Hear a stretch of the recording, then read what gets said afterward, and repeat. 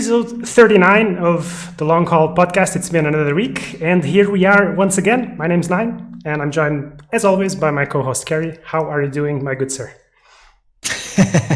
Doing fine. Just got home from work, well, from the office. Got to run fast so you can do podcast on time. That's right. How are you doing? Very good, man. Very good. It's been actually quite busy for me as well. But I obviously have a bit of flexibility in my work schedule, so for the most part, it's okay. But still getting my beta on. Mostly playing draft right now. But I haven't been playing as much as I want, also because been producing a couple of videos because we found some cool stuff. Jukebox from our Discord group. I don't know if you've seen that. So we've been data mining some stuff and having some. But I think we'll leave that for another episode because otherwise it's a bottomless. The boys went to town. It's a bottomless pit. So. Right, so everyone, welcome to another episode. Last week we were discussing the red heroes. If you have seen this morning's post, it was posted this morning for us. So if you have seen this morning's post, basically after a week long of discussions over on the official Discord regarding all the red heroes and how they stand and so on, Valve now wants us to fill up a survey and give us our opinion and give them our opinion on the red heroes. Have you gotten around to do that? Not yet. Yeah, me neither. But I mean, I was in the Discord. We gave live feedback. Exactly. We gave Well, I will fill in the survey. I just haven't gotten down to sitting down and actually doing it. But I think it should be relatively straightforward. So, if you haven't seen that, guys, I will post a link in the description. Go ahead, have a look at that, and give Valve all your feedback regarding red. But they do mention that this week the discussion will focus on green, and very accordingly, this is what we are going to do this week. So it seems like we have a segment for the next few weeks. That makes our job a bit easier because otherwise we have to decide what to talk about. So, come on, our job is so easy right now. Yeah, it's never been easy. There's so much cool stuff to talk about. Yeah, so I mean, after a year of going through the desert of content, this is like easy street. So yeah, basically what we're going to do, we're going to talk about some green heroes. Rather than use last week's format, because we keep going, I think, way too long on these things, we're going to try to maybe focus on 3-4 heroes each, and we'll go through those that we think need a bit more discussion or a bit more work on, if you will. And see if this time around we can stick between the 30 to 45 minute mark, because I think that would be the ideal sweet spot for us. We can try. We can certainly try. So guys, if you're in chat, you want to say something, go ahead, interrupt us. If we think it's something we should talk about, we will go for that. And if you're listening, what's the word, not live, next time maybe you want to join us in the chat and interact with us, because that's the point. We want to be a community podcast. So I'm gonna just jump right into discussion. I don't know which heroes you're going to talk about, but hopefully we don't overlap too much. I wanted to talk about Dazzle first and foremost. Dazzle is basically a hero that I have played against, but not with for the most part, because I've picked him in draft just to try him out, and he's been feeling so underwhelming that honestly he just feels like trash tier right now. I think he's one of the worst heroes in the game. For the most part, the reason why he's really bad right now is that his ability only heals damaged heroes or damaged units. So yeah, what that means basically is that Dazzle's ability, if you don't have a full board, is going to have a really or basically impossible time jumping all the times that it should jump and dealing the most damage that it can deal. On top of that, he's relatively poorly statted. And I think a nice hero for comparison against Dazzle is like Underlord, for example. Underlord has better stats, has a better ability, and has a similar card that is also much better. Dazzle's card also, I haven't opened the game, I don't have it right in front of me, but right now it feels like he's just not in a good place. So I thought Dine is saying that he was just reworked before the beta went live. I don't know what he used to be before. I only joined the beta on the second week. So basically, my suggestion for his card is, I understand that they want to make it, flavorful and thematic with the dispel of the improvement after three rounds, but I think he needs a huge buff. At least that he can compete with Atrophy Aura, because it seems to be a very similar effect. So either they increase the effect over to that it spills over to side lanes, which is probably hard, probably would make it very strong. Or otherwise they have to tune up the stats and maybe increase the stats to +2 or something like that. So let's just recap for a bit here. In your opinion, what makes him really bad right now is his ability only healing targets that are actually wounded. So, for example, let's say if his heal would jump between topped units and still do the damage back, would that be okay for you? I think his ability should probably jump to units that are not damaged. Like, for example, Omni Knight is able to heal units that are not damaged. So let me read to you Shadow Wave's current text. I'm in game. Active 2, 1 mana, repeat 4 times. Heal a damaged ally, 1, and deal 1 damage to the closest adjacent enemy. Jump left or right to a damaged ally. So basically, like, you need to have a bunch of damaged allies, and you want to repeat this 4 times. So you have to have at least 2 damaged units that you can jump on. It's just a lot, like the requirements are just... It's very RNG and situational. Yeah, it's not like you can really control. I mean, of course you could use cards to damage your own heroes, so there is some potential for synergy there. But like, if, for example, Omni can heal without the unit being damaged, I don't understand why Dazzle also needs that. So it feels to me a little bit like excessive. And then his card at 5 mana, first of all, is very expensive for something that disappears, and for a very similar effect to Atrophy Aura, which gets dispelled, because Atrophy Aura doesn't get dispelled. Plus, Atrophy Aura is just so much better, in my opinion. Yeah, because it actually gets, you get attack if targets die, so yeah, it's even better. So for me, this is the main issue really right now, and I don't.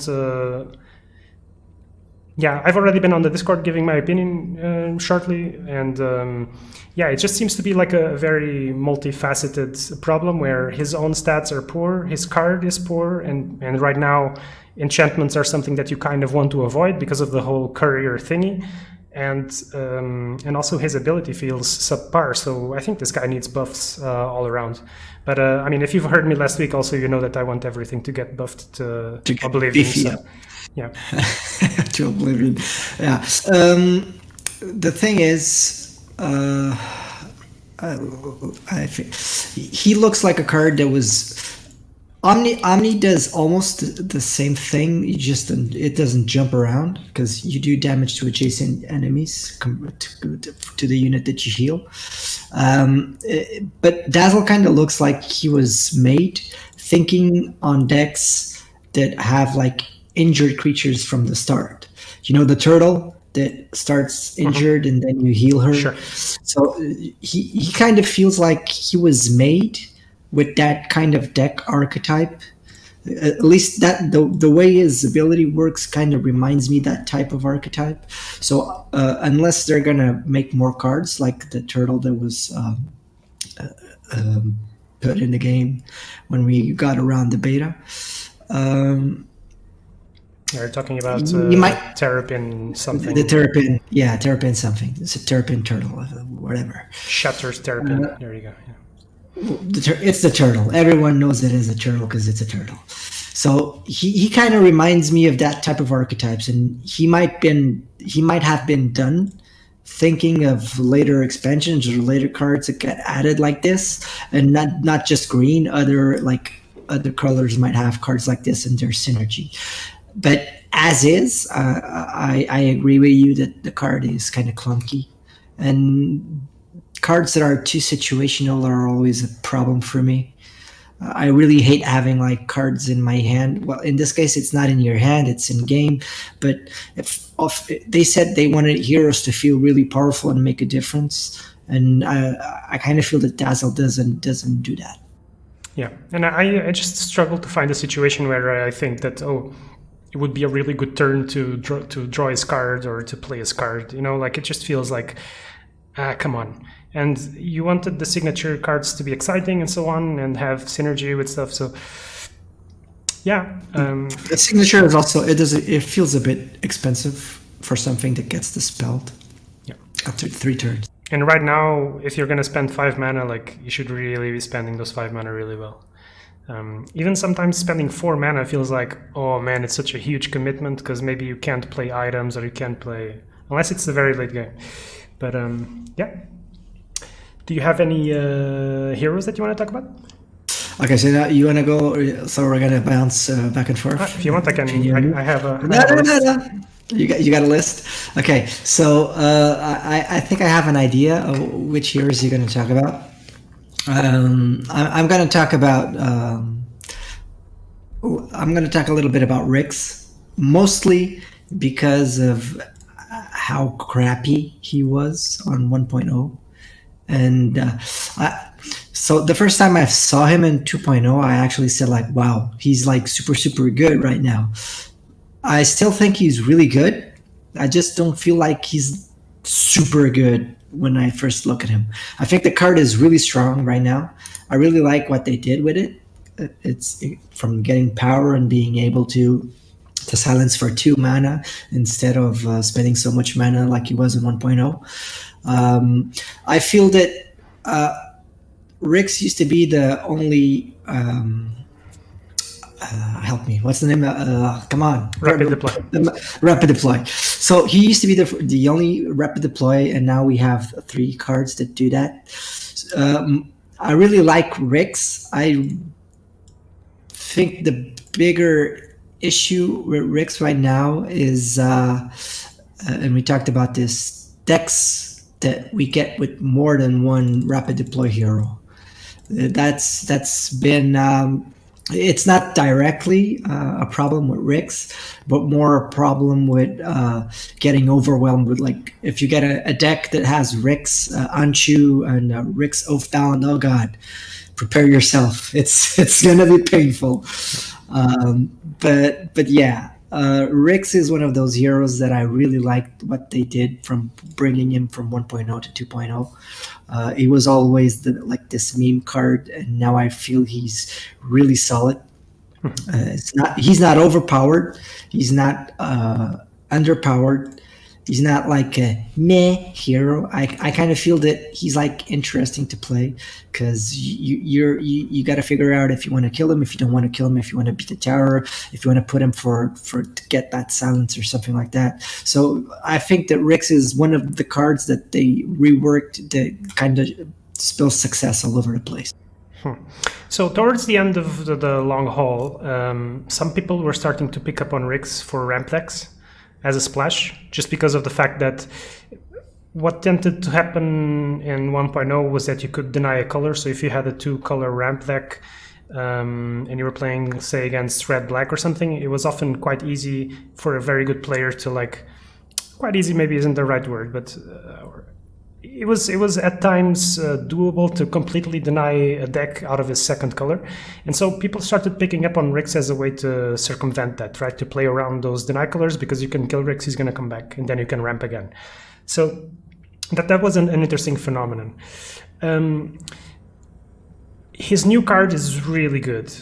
I've been playing a lot of Nyx, and I think Nyx is one of the best heroes in the game. This card just destroys Nyx completely. You keep initiative for when Nyx is coming in. You drop Act of Defiance. Great. You just got a 3-black hero, and if it happens that he's alone in a lane, you just deny the lane, and he's a 3/4 dude sitting there for 2 rounds. Okay, you have another round to kill him and deny him for another 2 rounds. So Rix, I think, is really good against the round 3 heroes coming in, because often these are heroes that are lined up to come in and smash with their abilities. And this card is just prime. 2 mana, you deny something for 2 rounds. It's amazing. His card is really good. Silence for 2 turns is like it. I don't want to. It's not OP, but it's so freaking. I mean, we're used to, okay, I got silence this turn. Next turn, I got to do something. Okay, so I'm not gonna blast the lane this turn, so I just have to hope he doesn't counter me completely this round. And then you just silence for 2 turns. That like this overhaul was so good. I mean, Rix is just so cool to play right now. Yeah, he's very good. Now the other side of the coin is, and I'm in no way advocating for a Nyx nerf at all, because he's a lore hero. I think he should be in a good place. And if anything, more heroes should be as strong as him. But one of the complaints I have is, in one hand, in constructed, playing against the rapid deploy decks can be very, very frustrating. You can be having like a really good hand, a really good rhythm, you're killing stuff left and right, but they just keep coming back.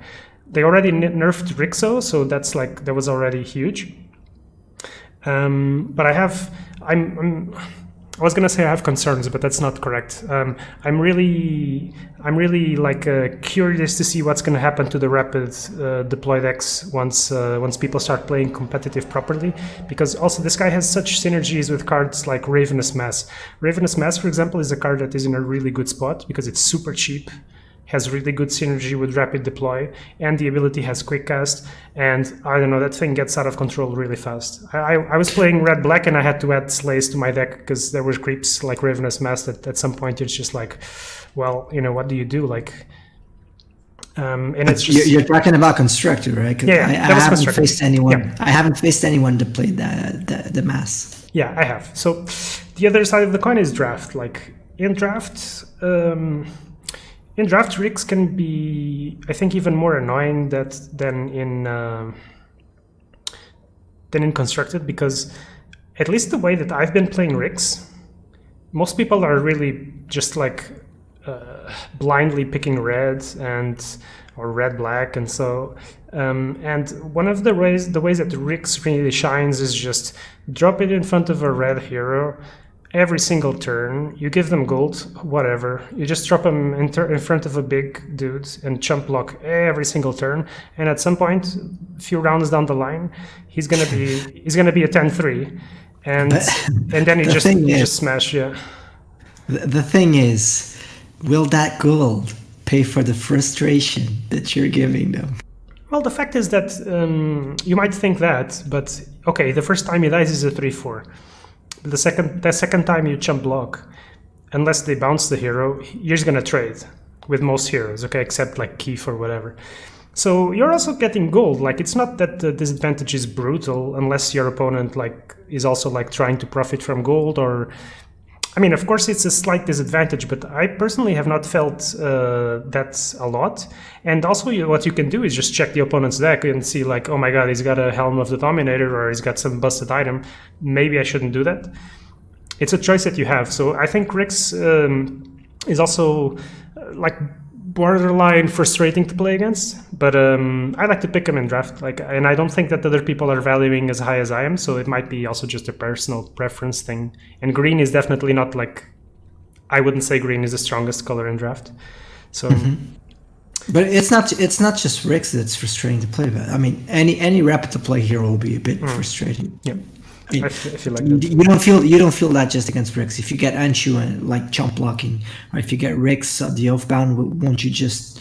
It's the same. You know, if you kill it, it just comes back. Sure. So the rapid deployment is the big frustration, not Rix. All right, dude. Shall we move on to the worst fucking hero in the whole fucking game? Because okay, that's mean. But no other hero even comes close. Like maybe Dazzle. This hero is just so shit, and they changed this card from being an improvement to just being like an effect on the tower. Great, so at least you cannot destroy that anymore. That was so. I mean, the card was bad, and it actually you were like destroying your own stuff if you have. I tell you, I went into the beta. I came into the beta, and I checked out Dragonite. And I was like, okay, let's check what this dragon is gonna do, and then it's like. Okay. That was it. And I mean, that was... I don't know, man. Shouldn't the dragon be like a really beefy, like scary thing? This is not scary at all. So I don't know, man. I think the dragon, when he turns into a dragon, he should like get some huge stats buff. And also something that I think would be cool would be to give him trample when he's in dragon form so that he hits the tower for sure. Because imagine he's in the front of a creep or something. Or imagine that your opponent pushes a creep in front of him with a force staff. Like, it's like, oh, okay. Yeah. I will say... Okay, so let's go a different path, okay? So I think everyone that has played the beta and most people that have watched other people play have come to the conclusion that Dragon Knight is pretty shit. So instead of just bashing, what would you change, or what do you think would make him better? Right. What would make this like a pick? I think his card is good. That's what my next point was going to be. Like, I think his card is in a good spot. What I really think that this card needs to do is have a like very strong dragon form. He's a 2/6 for God's sake. Like, what is he like? You know, like he's good to put an atrophy aura on, but any hero is good to put an atrophy aura on. You know what I mean? He needs to be sick when he's in dragon form. He needs to look badass, and he needs to get a badass buff, because it's just one round. Like, let's not forget as well. It's not like he stays 2 rounds. It's just one round. So if he comes in, you buff him, and he doesn't even hit the tower, it feels pretty bad. So I don't think Feeble is like I don't think Feeble is a good mechanic for green, but I think maybe Trample or something that allows him to at least overtake a creep or do something a bit more. Maybe when he activates, he could activate Dragon Breath or something like that, like something that makes him flashy, you know? In my opinion, he should get Cleave. So if you know, like his normal attacks on Dota when he's in Dragon form do AoE, so I'd give him Cleave and keep the +3 DK. So you'd give like +3 DK to his target and adjacent units. So that would make them a little bit better, in my opinion. You could give him like, I don't know, +1 siege to be sure that he'd hit the tower and give it +3 DK. Yeah, that I like. Yeah, that's a good idea. There's like a lot of stuff that you can do with this that would actually make the card cool. I would like one of these changes and like reduce the cooldown by 1, be it like an active 2 instead of because if it's only for 1 turn and the card is too passive without doing its like active ability, maybe like make it an active 2 and like give it 1 siege, so the tower always gets like 3 DK, and you feel that the hero does something at least when you activate the ability. Maybe it'd get out of control if it would get like +1 active cooldown and still do the siege. Maybe if you give it siege and cleave, just keep it at 3. Maybe you can't give it siege and cleave because it would be too strong. I don't know. I just feel that it's such an iconic hero that it's kind of going to waste. That's true. He's like the tutorial hero in Dota. So I mean, I don't know. I just feel like, man, do the hero, like, don't be afraid to make the heroes OP. What's the problem? Like you can tone them down afterwards, but it's just so much more fun to play with a strong hero than to play with a poor hero. You know, like Coffee was saying maybe his signature card could change when he transforms. That sounds like something Blue would do, like maybe an Invoker or something. So I don't know, man. I don't know. He could have armor. That's something he does, but he has regen, which is, I mean, he's green, so I guess green has armor. But I don't know. I think what he needs is stats, and he needs some spice. He needs some sprinkle on top, you know, like. His passive is, I think it's exactly the same passive the Legion Commander has right now, right? Or she heals for 3. She heals when she battles, so it's not the same because she needs to survive to heal. And regen enters into like combat. He has more HP. Yeah. Okay. Yeah. All right. So let's not drag it too long. I think I'm just gonna jump in. I want to talk about Sand King. Now this hero could be something really exciting, and I think unfortunately, this is one of his card. Sandstorm is one of the only cards in the game that scrambles arrows, besides a couple of blue cards, I think. And I don't know, man. I don't know why they went with Sandstorm instead of going with Epicenter, man. I just feel like he's got Burrow Strike. What does this hero do? Like, he's Burrow Strikes and he Epicenters, man. And maybe Epicenter just feels like too much AoE damage, and maybe that's why they opted not to go for it. But, you know, his Burrow Strike right now is great. Like, the ability itself, I think, is really good. But it's on a 4-turn cooldown, so it's one of the longest cooldowns in the game. Fair enough, it's very similar to Ravage, where you can just pretty much stun a whole lane. But 4 kind of still feels like... Yeah, it's tough to say. But I would kind of like her the card to change. It's better. It's better than Ravage, so it's 1 mana cheaper, and I think it's damage, better than Ravage. And you can actually go cross lane, so you can screw this whole lane and still stun something on the other lane. So and deals 1 damage, like you said. So I think it's better than Ravage, and it's 1 cooldown shorter. So I know where you're trying to get with him not being that cool compared to what he can actually do, but I think the Burrow Strike is pretty strong. Yeah, I like Burrow Strike. I think the cooldown... Yeah, fair enough. Maybe it's balanced like this. Again, I tend to overly want to buff stuff, but I think I would like to... Which is fine. I mean, like, overbuffing stuff is much better than, like... I just feel like in the current form, though, no one really picks him. Like, I've seen a couple of people... I've seen someone play with him, but it was actually a Valve dev. And I think outside of the Valve dev, I've seen pretty much no one wanting to either pick or play this. So that means something, you know. And fair enough, if people are sleeping on him, maybe he's like better than people think. But to me, that's a reason to buff him anyway. And then you can turn him down again. But I just feel like it would be cooler to see like an Epicenter card, and it would make him super special because you would have like a damage ability in green, maybe. So yeah. I mean, his signature is it's the really weird one, because it randomizes. So people normally don't like RNG when it can actually screw you, and this card can do that a bit. I feel he's pretty cool if you just want your characters to taunt, because you don't want to lose a tower. So he's a tower saver, if we can call it that. But it's still situational. It's, again, I don't know why they're making the green heroes so situational, because if there are no creeps to change the arrows to, like, or heroes, then it's not going to change the arrow to anywhere, you know. So it implies, it almost feels like all these green cards, they kind of demand that you have a lot of stuff in play.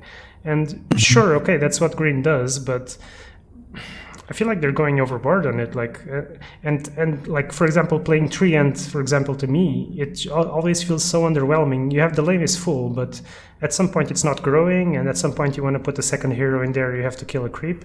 So I'm not sure about the whole going wide theme, and I don't think that Sandstorm seems to...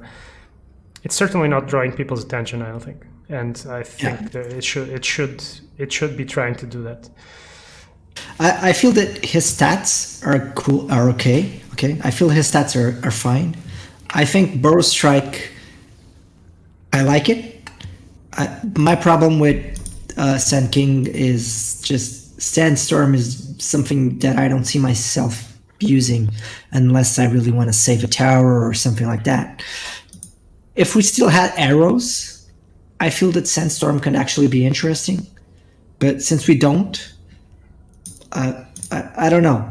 I'd rather pick something like Rix, Anchu, Outworld of our Underlord, Wraith King. Then why would I put Sen King? I mean, it's the same problem with Dazzle. It's like, when do you ever think that you're going to need that card? And if you, so I guess Sen King is like a mono green card where you have 5 green heroes. You might put him for, because I don't see anyone splash Sen King for a reason.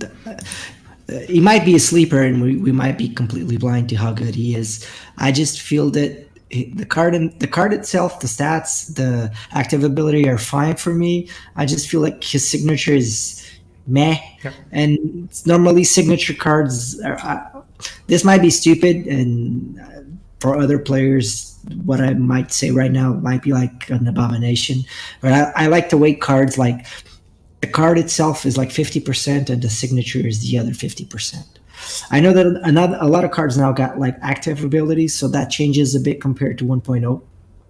But I still feel that if you're putting a hero in your deck, you're putting 3 signature copies in it.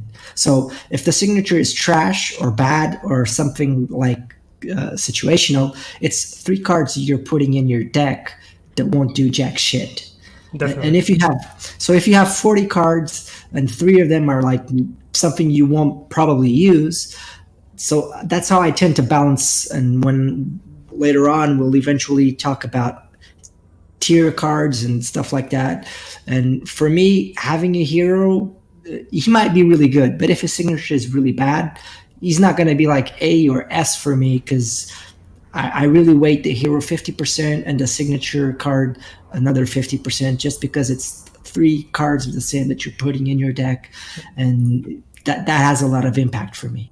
And maybe even more, because if you think about heroes like Nyx or Death Prophet, where their stats are not crazy, but they are currently considered some of the best heroes because of their cards and their abilities. So it plays a huge role. And the fact is, like, it comes back to that, like, do you want to draw this card? And most of the time the answer is going to be no, which is maybe slightly frustrating.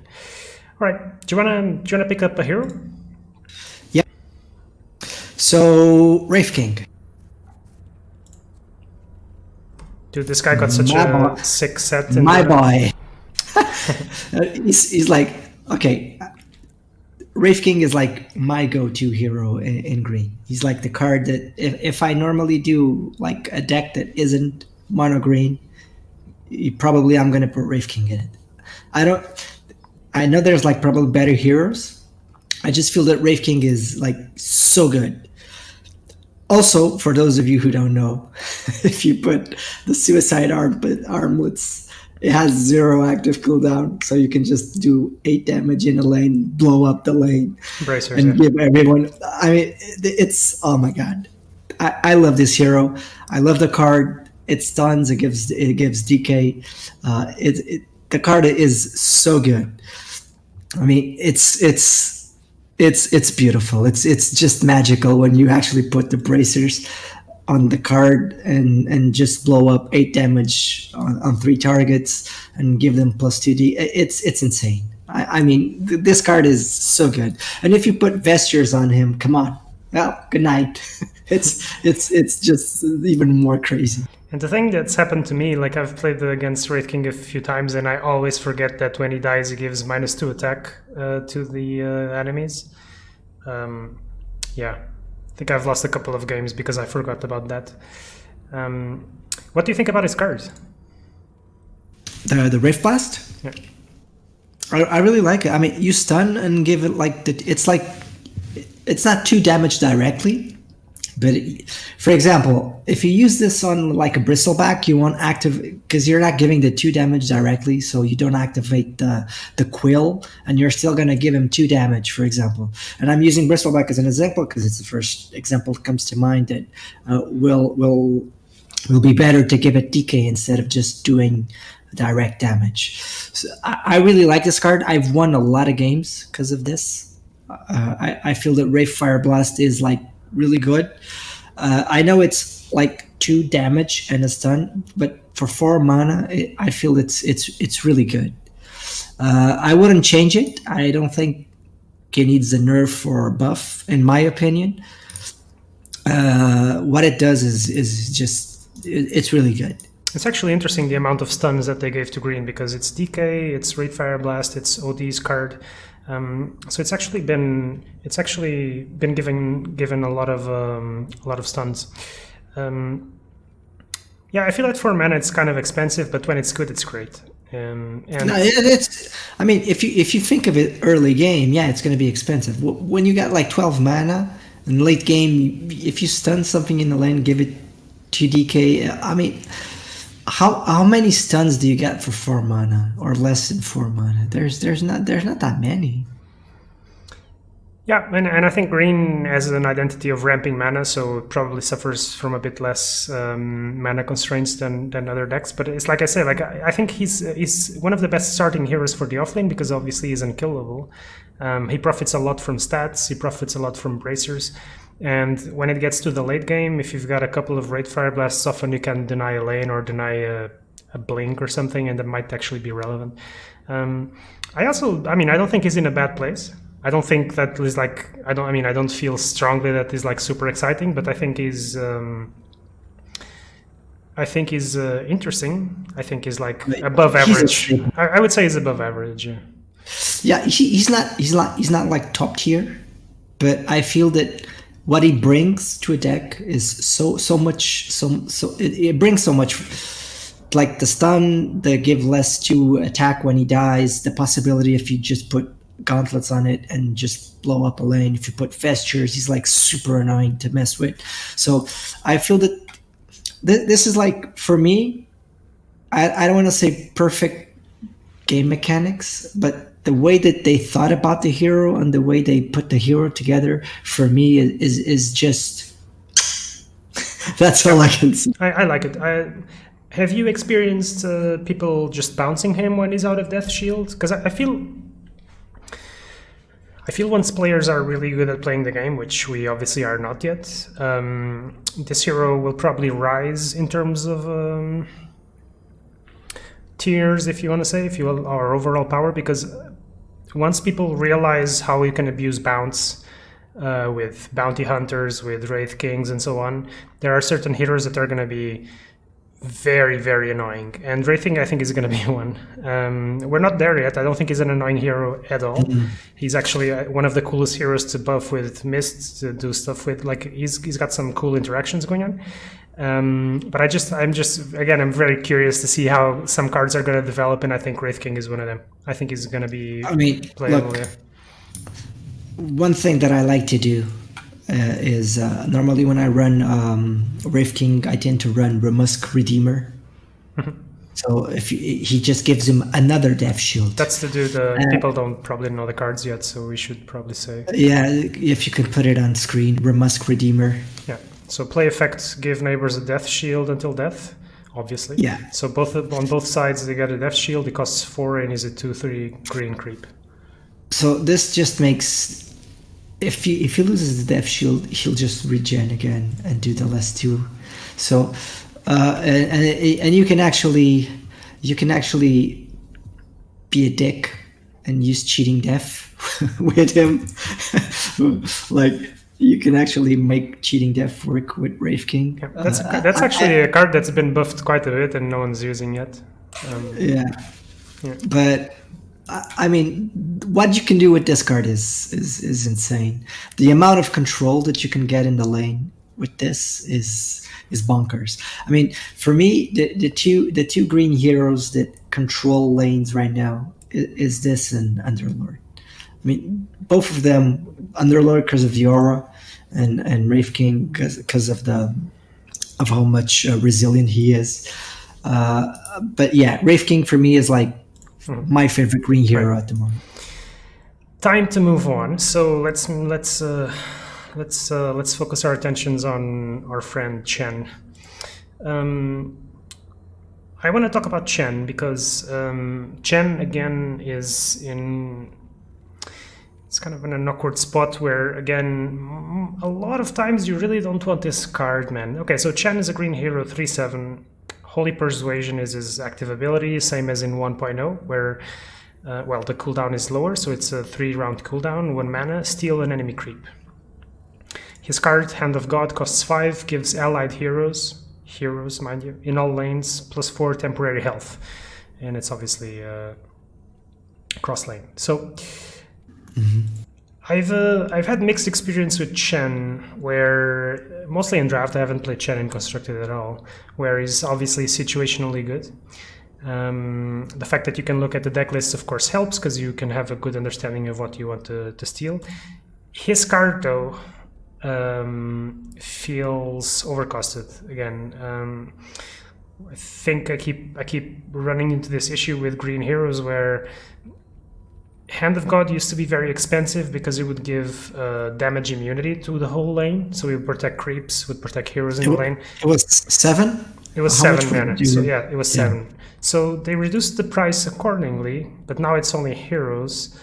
And it's temporary. And it's temporary health, so you can still if you have a damage spell, you can theoretically still kill, like with the Chain Frost or whatever. You can probably still kill a hero. So I feel something's missing from Chen, and personally, I've thought about this a little bit. Spoke with the developers about Chen a little bit, and we'll certainly go on the Discord and give my feedback again. I think Chen would profit from a TP or bounce ability. I don't know what his ability is called in Dota, where he bounces a hero back to the fountain, but I think if they could mess around and tinker a little bit with Holy Persuasion's cooldown, they could probably sneak in a second ability there, or maybe just straight up change his signature card, although that probably would be less flavorful. But I think he would profit from some kind of sort of ability where maybe you bounce a creep or you bounce a hero back to fountain or something like that, and I think that would be cool. I mean, I don't quite know how to implement that, but I think it would be a nice suggestion to improve on him, because again, I think he's one of the green dudes that needs a little push to get people to actually pick him. Okay, so Theorycraft corner time. So you're saying you'd give him a passive that would be an active. You wanted to give him an active? Mm-hmm. Mm-hmm. So say you give him an active, like maybe 4-round cooldown or something. You can pick a hero and bounce him back to the fountain. I guess he wouldn't be able to bounce himself. I don't know. But yeah. I mean, right now, no hero in the game does that except when they deploy on top of each other. Not even Underlord can TP to the fountain. So I think pulling something back to the fountain can be strategically very important. You know, there are some heroes like Nyx comes to mind, where you really maybe want to bounce him when he's got 1 round cooldown and you don't want your opponent to kill him. So how broken, how OP or not OP would you consider if he had a passive that would say, let's say it's a passive that has like 4 turns cooldown, okay? Because I feel the ability is strong. 4-turn cooldown. If a hero would die in combat this turn, bounce it to the fountain. In this lane, if an allied hero would die this turn, bounce it to the fountain. That feels... But how is it? Do you feel like it's broken? I'm not sure if that's a buff or a nerf, because in some situations you would kill something in combat and then go to fountain, and in other situations maybe you don't kill anything, or rather it doesn't die and doesn't go to the fountain. So that feels less controllable overall. So probably that's a nerf. So why do you say it's a nerf? Because if it's gonna die, you'll gotta wait like 2 turns for it to be deployable. So what he does is he's giving rapid deploy to 1 hero in this lane that it's gonna die this turn. So you're denying gold to your opponent and you're giving rapid deploy to 1 hero. How can you consider that a nerf? Because if your opponent plays around that and then it doesn't die, you don't get the bounce effect that you wanted, right? Doesn't matter. So he's not killing your hero. It's interesting. I think it's going to be more situational for sure. So you're going to have less control overall. It's interesting. I mean, it's just like it would go into the lore of Chen. You'd have to give it like a 4-turn internal cooldown. Otherwise, it's going to be completely insane. And it would be interesting because like I'd give it rapid. So you're just giving rapid deploy and denying gold. It's what it does. For 1, it would be random hero. If it was like 3 heroes dying in the lane, it chooses 1. I don't know how. Don't know. I'm just throwing out stuff. That would make Chen pretty cool. You can actually keep this shitty signature and be interesting. Yeah, I think it's definitely worth discussing. I wanted to point out that RTN in chat said that Earthshaker can bounce stuff. That's definitely true. So you can bounce the hero with Earthshaker right now. Didn't think about that. But yeah, basically, as you can tell, there's quite a few green heroes where I feel like some stuff should be done on them. Do you want to add another hero, and then maybe we can close it up? Yeah, I think I'm gonna add your favorite green hero. Let's talk about the elephant in the room. Let's talk about OD. Do you want me to talk about OD? Well, let's both talk about OD. Okay. Yeah, go for it. You have the opinion, and I concur, that OD is like God tier right now. He's like, let's say he's S tier. The possibility of giving +1 mana on every turn, or at least for the first turn, is almost 100% guarantee if you play the flop well. It's if you play him in the safe lane, it's 100% guaranteed. Yeah. And normally, if you play it in the mid lane, it's like 80% chance that you get +1 mana. Regardless of where you go, his ability triggers at the round start. So even if you put him in the mid slot of mid lane, his ability is going to trigger. Even if your opponent duels him and kills him or something, you've got the mana. So it's 100% reliable on round one. More or less. In the middle, you got like 3 places to put him. Yeah, you can put him mid, and then he always. Yeah, exactly. Yeah. So you just risk him being killed. But still, the thing is, mid you got like 80%, like 66% chance, or 80, almost 99%. Because if you put him mid, you know it's going to get mana. So he gives you +1 mana. He's going to give +1 attack to all the neighbor enemies. And if he lives another turn, he's actually giving it +2 attack to your neighboring enemies. So the amount of screw you that Outworld Destroyer gives the other player is like enormous. He's a 3/4, but it's like Nyx. Nyx is a 3/4, but the amount of disgusting stuff that Nyx can do is ginormous. Yeah. And Outworld Destroyer is exactly the same. I've played enough Magic, enough years to know that starting the game with +1 mana is a huge advantage. Like, okay, we're playing 3 lanes. I think this version of OD, even in 1.0, would have been probably overpowered, even though there were 3 mana pools. So let me just describe some stuff that you can do with OD in round 1, for example. If you play him in a blue-green deck, you can line him up with, for example, Crystal Maiden and Ogre Magi. And so you start the game with 4 mana. If you want, you can play a Foresight with the Ogre, multicast it, refresh 2 mana, and play Foresight again. You've just spent 6 mana on round 1 and drawn 4 cards. That's just something that you can do. You can do similar things with Watchtower, draw a card, play another Watchtower, draw another card. And that's another cute card drawing effect. Other things you can do, you can play him with red and drop a Stonehall Elite round 1. That's going to be tough to deal with. So there's just so much potential for abuse with OD, and it's not just round 1, because if you play him with a black deck and you just line him up properly to come down on round 4, for example, or 6 mana round, you can drop him, you ramp up to 7 mana, and you play Exorcism, for example, or probably the strongest spell in the game right now, probably. So there's just a lot of relatively busted stuff that you can do with him. Now, don't take this as a criticism. I think OD is in a good place. What I wish is that more heroes would be in a similar place as him. He's a very interesting hero, and again, like, you can see the wheels turning when you start to design a deck with this hero. You just go like, oh my god, I can do this, I can do that, great. And that's kind of what I would like to see with most heroes. So thumbs up for me. I think this is definitely like S tier in constructed, probably in draft as well. Although right now, since draft is like random cards, it's not like you can plan your draft around him. But once we're playing expert draft, imagine knowing that you're going to start the game with 4. I mean, you can adjust your mana curve to that and just pick some really strong 4 mana creeps. And yeah.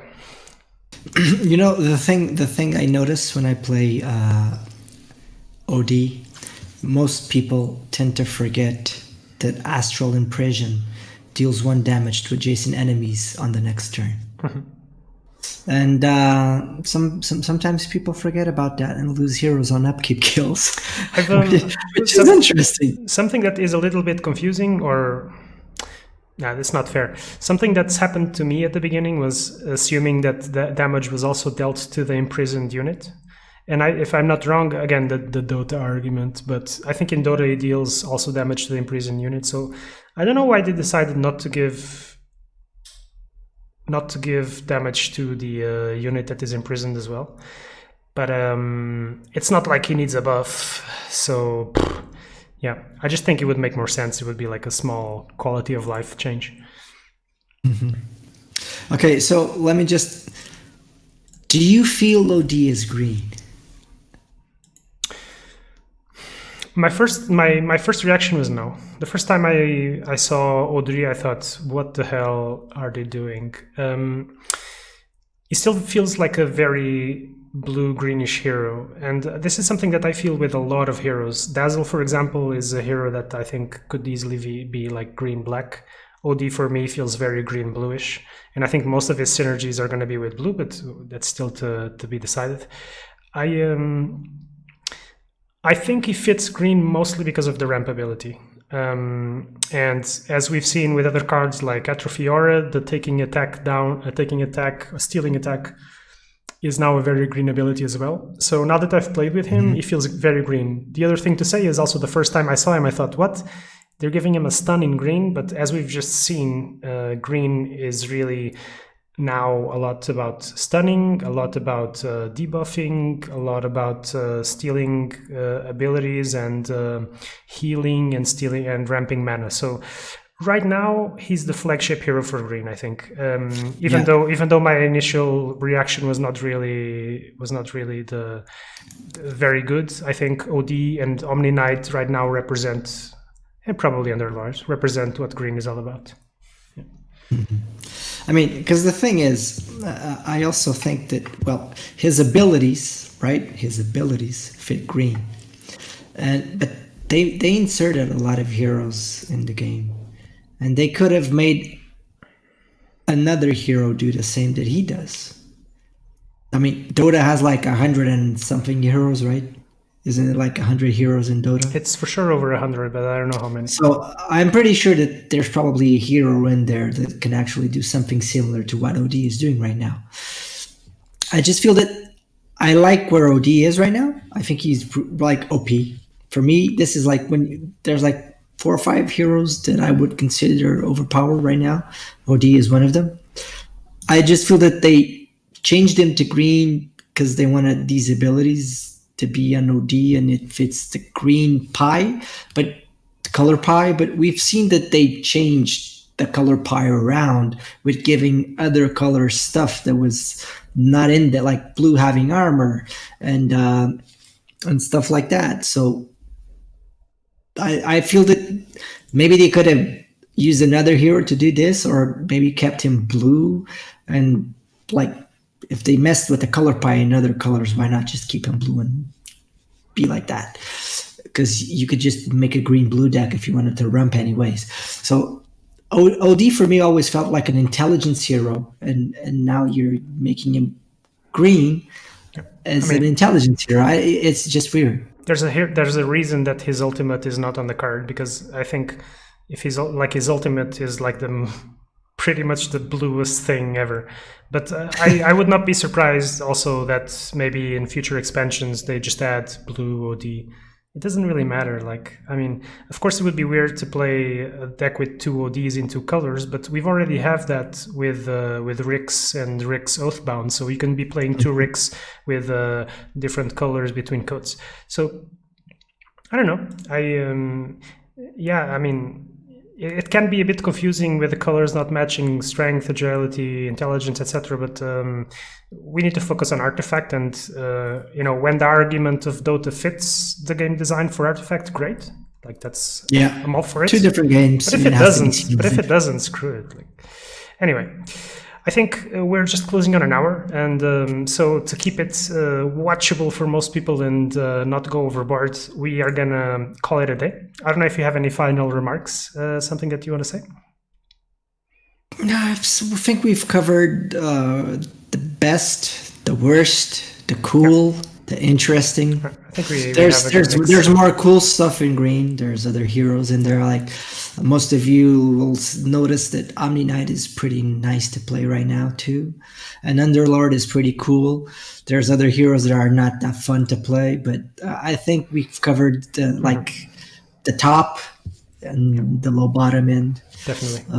Of green. Right. So I'm going to urge all of you guys to go on and fill in the survey that Valve posted.